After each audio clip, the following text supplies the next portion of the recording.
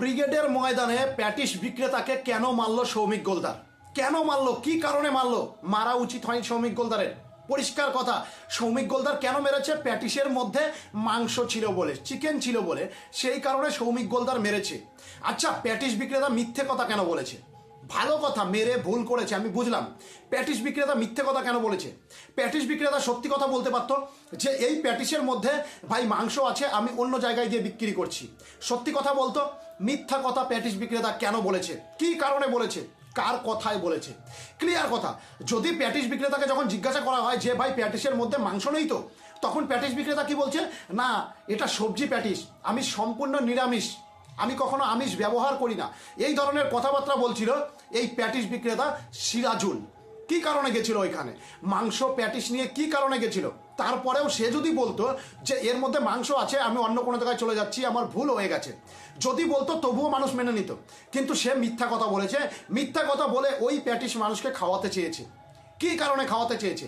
সিরাজুল কি হিন্দু ধর্ম সম্পর্কে কিচ্ছু জানে না? ভারতবর্ষের মাটিতে থেকে হিন্দু ধর্ম সম্পর্কে সিরাজুল কিচ্ছু জানে না?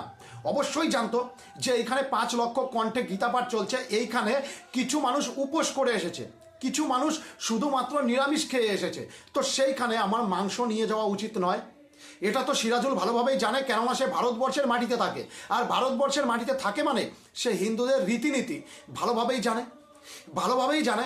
এই যে এখন বলছে সৌমিক গোলদারের নামে থানায় যাবে, এফআইআর করবে, সৌমিক গোলদারকে জেলে পাঠাবে, এই ধরনের কথাবার্তা বলছে আমাদের সিপিআইএম এর একজন আইনজীবী সিপিআইএম এর, সে এই সৌমিক গোলদারের নামে ভাই থানায় কমপ্লেন জানিয়েছে সৌমিক গোলদারকে জেলে পাঠাবে। আমি একটা কথা জিজ্ঞাসা করতে চাই, ভাই সবকিছু বিচার বিবেচনা করে তারপরে তো কাজ করবে।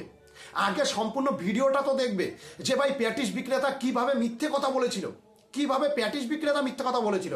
যদি সৌমিক গোলদারের নামে কমপ্লেন হয়, তাহলে প্যাটিস বিক্রেতার নামেও মিথ্যে বলার জন্য থানায় কমপ্লেন হওয়া প্রয়োজন। থানায় কমপ্লেন দুজনেরই হওয়া প্রয়োজন, শুধু একজনের নয়। আমি বলছি না ঠিক করেছে কে ভুল করেছে, এটা বিচার করার মতন ক্ষমতা আমার কাছে নেই। তোমরা যখন থানায় গেছো, আইনের কাছে যেতে চাইছো, আমি সিপিআইএম এর সেই আইনজীবীকে বলতে চাইছি, তুমি যখন আইনের কাছে গেছো তো আইনি বিচার করুক যে কে ভুল কাজ করেছে, কে ঠিক কাজ করেছে। মিথ্যে কেন বলেছে, মিথ্যে কথা কেন বলেছে? সে সত্যি কথা বলতে পারতো, ক্লিয়ার কথা, যে ভাই এর মধ্যে মাংস আছে, আমি জানতাম না কিংবা বুঝতাম না, আমি অন্য জায়গায় সরে যাচ্ছি, বলে দিলে সাপ মিটে যেত ঝামেলা। কিন্তু সে খাওয়াতে চাইছে, সে বলছে এর মধ্যে শুধু সবজি আছে, কোনো মাংস নেই। কেন মিথ্যে কথা বলেছে? কি কারণে সে হিন্দুদের ওই গীতা পাঠের ময়দানে গিয়ে মাংস খাওয়াতে চেয়েছিল? হ্যাঁ, যদি আবার কেউ সেই প্যাটিসটা খেয়ে নিত, আবার যদি কেউ সেই প্যাটিস খাওয়া ফটো ফেসবুকে আপলোড দিত, তাহলে দেখতে লাখ লাখ মানুষ ভিড় জমিয়ে দিত যে শালা মাংস প্যাটিস খেয়ে আবার গীতাপাঠ অনুষ্ঠান করছে, মাংস প্যাটিস খাচ্ছে দেখো হিন্দুরা। এই ধরনের কথাবার্তা এই যে আইনজীবী আছে না সিপিআইএম এর, এই আইনজীবী বলতো যে দেখো মাংস প্যাটিস খেয়ে আবার গীতাপাঠের অনুষ্ঠানে গেছে।